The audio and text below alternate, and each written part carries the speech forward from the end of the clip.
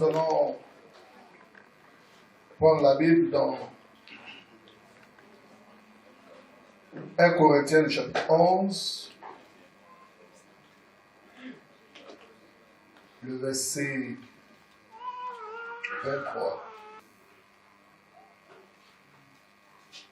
Car j'ai reçu du Seigneur ce que je vous ai enseigné. C'est que le Seigneur Jésus, dans la nuit où il fut livré, prit du pain et, après avoir rendu grâce, le rompit et dit: ceci est mon corps qui est répandu pour vous. Faites ceci en mémoire de moi. De même, après avoir soupé, il prit la coupe et dit: cette coupe est la nouvelle alliance en mon sang. Faites ceci en mémoire de moi toutes les fois que vous en boirez. Car toutes les fois que vous mangez ce pain et que vous buvez cette coupe, vous annoncez la mort du Seigneur jusqu'à ce qu'il vienne. C'est pourquoi celui qui mangera le pain ou boira la coupe du Seigneur indignement sera coupable envers le corps et le sang du Seigneur. Que chacun donc s'éprouve soi-même, qu'ainsi il mange du pain et boive de la coupe. Car celui qui mange et boit sans discerner le corps du Seigneur mange et boit un jugement contre lui-même. C'est pour cela qu'il y a parmi vous beaucoup d'infirmes et de malades, et qu'un grand nombre sont morts. Si nous nous jugeons nous-mêmes, nous ne serons pas jugés. Mais quand nous sommes jugés, nous sommes châtiés par le Seigneur, afin que nous ne soyons pas condamnés avec le monde. Amen. Dans le texte que nous venons de lire, il est question du repas du Seigneur. Dans la nuit où le Seigneur fut livré, il a pris le pain et le vin pour instruire son peuple, ses disciples. Et dans ce repas du Seigneur ressortent plusieurs enseignements. Ce repas étant sacré, le Seigneur donne des instructions que, en prenant le pain et le vin, il y a une proclamation à l'intérieur.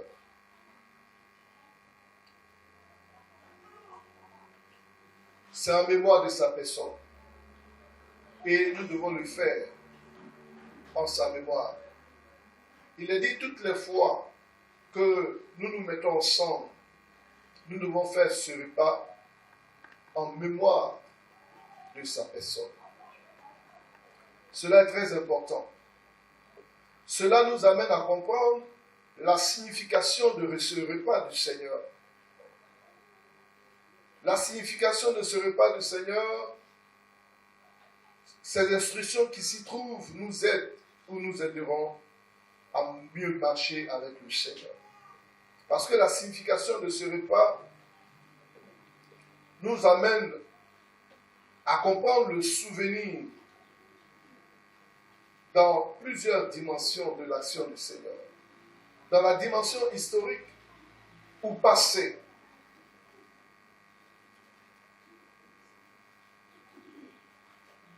cela nous rappelle la mort du Christ.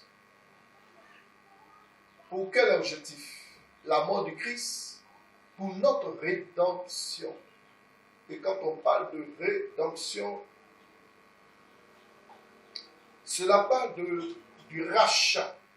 Cela parle de la délivrance de Christ. Est venu comme une solution pour la délivrance, le rachat, la sécurité, la protection de celui-là qui a été libéré. Christ est venu pour nous affranchir de la condamnation du péché. Que ce soit le péché originel commis par nos premiers parents qui a mené l'humanité à avoir cette nature pécheresse à tel point que la vie de l'homme est toujours portée vers le mal, vers le désordre. Et c'est comme l'image du porc. Vous allez prendre cet animal, vous allez le laver, mais dès l'instant que vous allez enlever la chaîne, c'est d'aller dans la boue. Vous prenez l'image d'autres animaux. J'ai plusieurs fois lavé les chiens qui sont à la maison, mais dès l'instant que j'enlève la chaîne au cou, pouf, et dit, mais je me suis donné assez de peine parce que je voulais qu'il soit propre. Cette nature pécheresse conduit l'homme à l'esclavage, à se maintenir dans le mal, dans une position inconfortable. Et c'est pourquoi la mort de Christ vient comme une solution efficace pour nous délivrer de l'esclavage du péché, nous affranchir de ces chaînes et ne plus être dans la condamnation.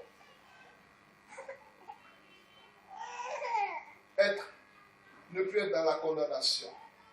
C'est là l'objectif principal de Jésus, son action qu'il a menée. Parce qu'il ne peut pas mourir à la croix et nous regarder encore dans les chaînes. C'est pourquoi l'affranchissement de Christ dans notre vie est une chose capitale, une chose indispensable pour notre propre épanouissement.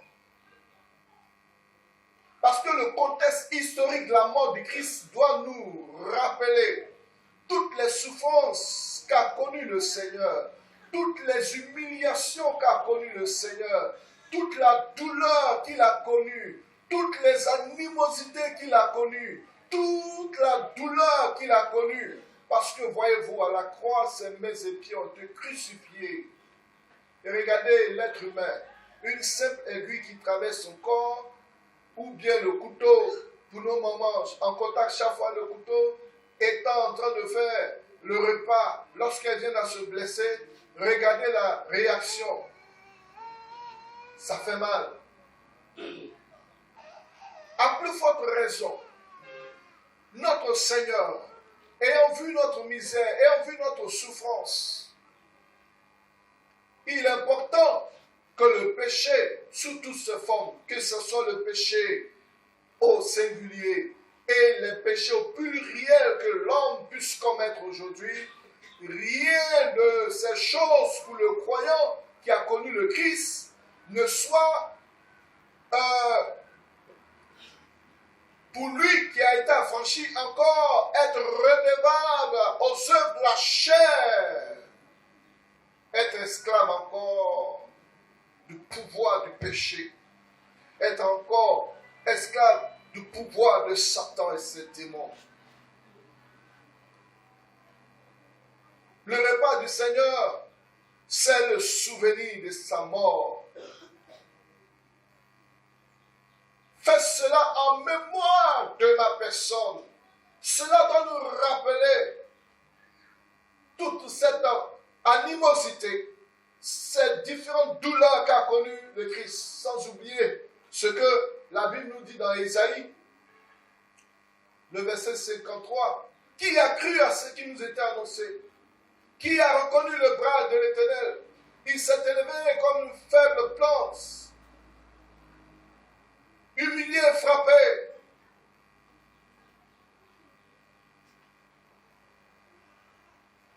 À cause de nos péchés, pour notre délivrance en lui, pour notre rédemption, la rédemption de nos vies. C'est la raison pour laquelle Christ a connu la mort, pour que nos vies soient préservées du péché. Cette nature pécheresse acquise par nos parents, Christ est venu par sa mort briser toutes les chaînes pour que nous soyons libres. Tellement Christ assis dans ton cœur et il prend tout le contrôle.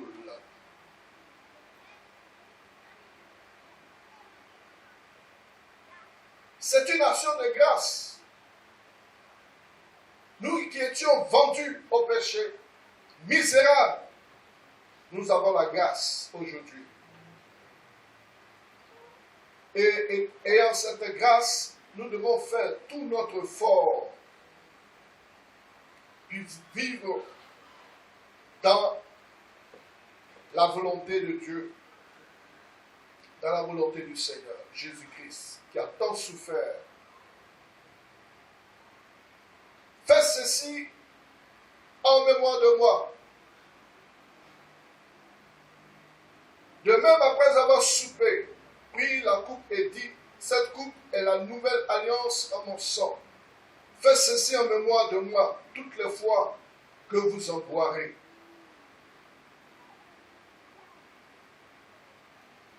La signification présente de ce repas, bien mes frères et sœurs, c'est aussi une communion. Avec qui? Avec le Seigneur d'abord. C'est une communion avec le Seigneur d'abord.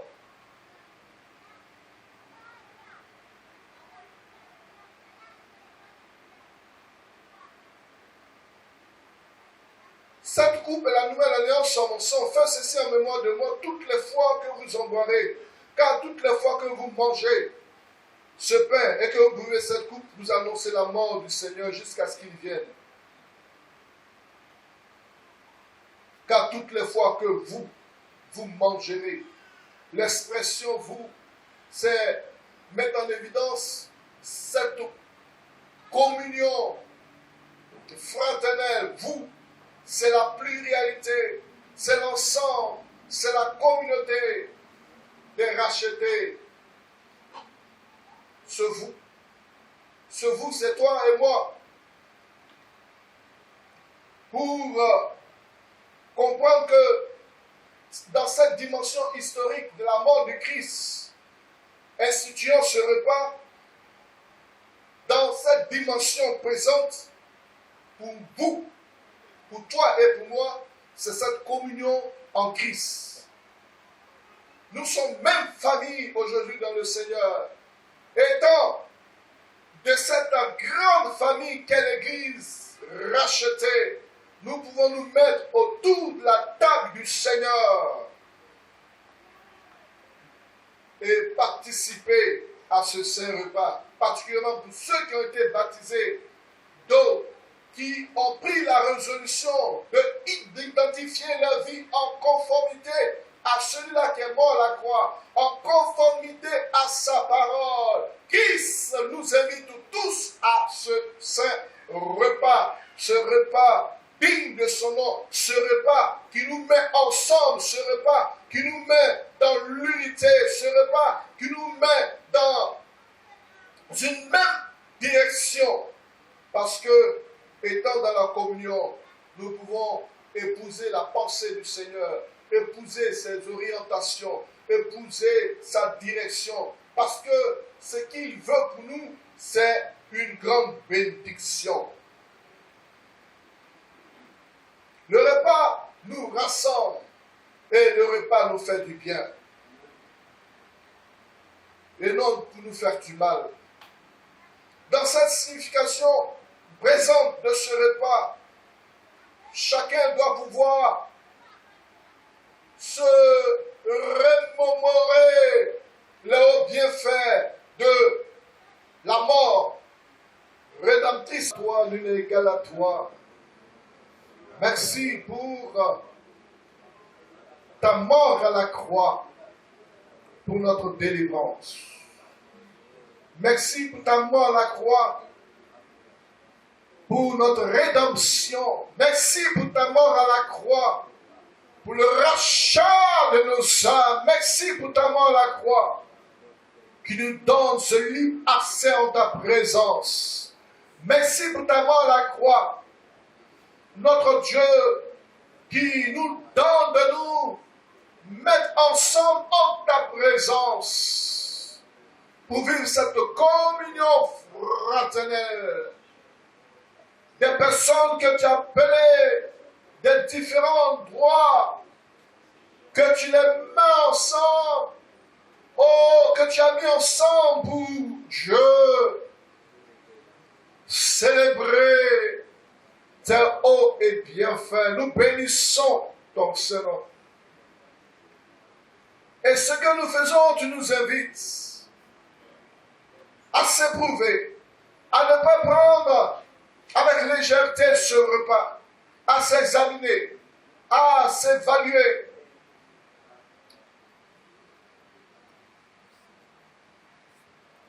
Et te servir pour éviter que le jugement ne tombe sur nous, que nous soyons sous le joug de la condamnation